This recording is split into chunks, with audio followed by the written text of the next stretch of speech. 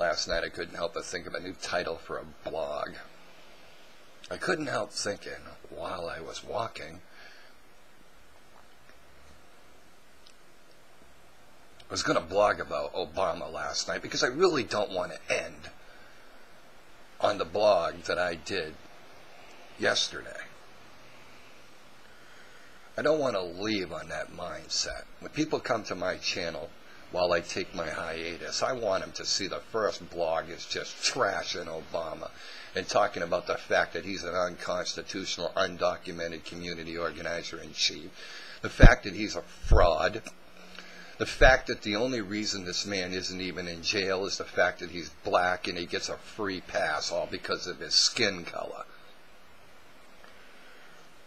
Not because he hasn't broken any laws, because he's broken a ton of them. No, none of those facts.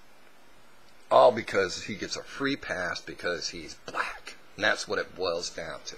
So he gets to fundamentally transform this great nation into a third world country, break every freaking law that he can think of, and then maybe some that we don't even know about. He gets to get away with that because he's black. And I think that's a great statement to the federal government, that that's the kind of people that we have in office that would allow a man to fundamentally transform this great nation. Not only that, but to break every freaking law that is in the books, like I said, and some we probably don't even know about, all because a man is black.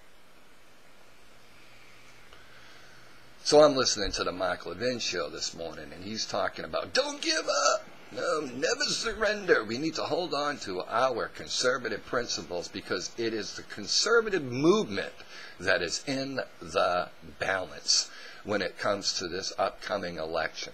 Now, I blogged a few months ago, probably 7-8 months ago, maybe even a little shorter of time, where the Tea Party is done. It's over. You'll never see a movement quite like that ever again. At least not under the mantle of a Tea Party movement. Conservatism is dead. It's got the death knell by the fact that we have an establishment candidate who is running for the office of the presidency of the United States under the mantle of the Republican Party. Last night, Mark Levin said, we don't have a candidate. And we do not have a candidate in this upcoming election. When you're already talking about your vice presidential pick maybe being from Ohio, why? Because that's a swing state.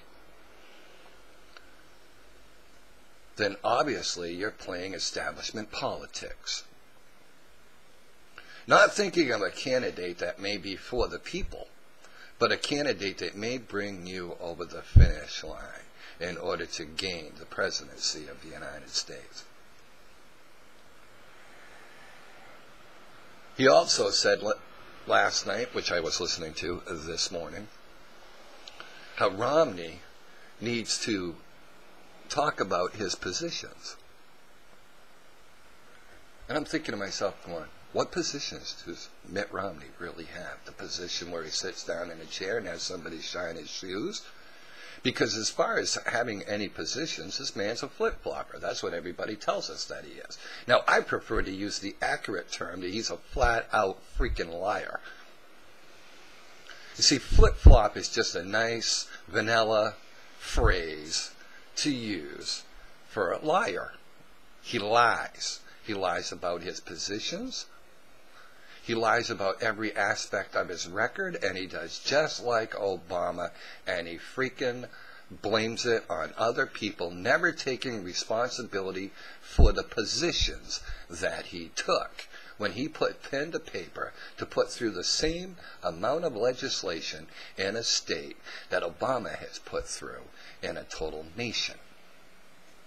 And we're supposed to get behind that candidate and drag him across the finish line. We're supposed to push this man more towards the conservative way than towards the center. He's not towards the center. He'll never move towards the center. He can't move towards the center because he's left. And leftists do not move towards the center. they moved further to the left. I was told in a comment yesterday that compromise is what conservatism is all about. Compromise is not what conservatism is all about. Compromise is what the left is all about. They compromise their principles. Oh, sorry, that's right. They don't have any principles. Conservatives are the ones that have principles, and if you're a smart conservative, you won't compromise those principles. Now, first of all, and I have stated this over and over and over again, and I will end with this. I am a man who is a Christian, who lives in a republic, which is supposed to be a republic, but I don't really believe that it's that way anymore. But we'll just take that for argument's sake and say a republic. But being a Christian, I believe in a theocracy, not a republic. So first of all, it is hard for me, and a very fine line, when I do politics. Second of all, I believe in life.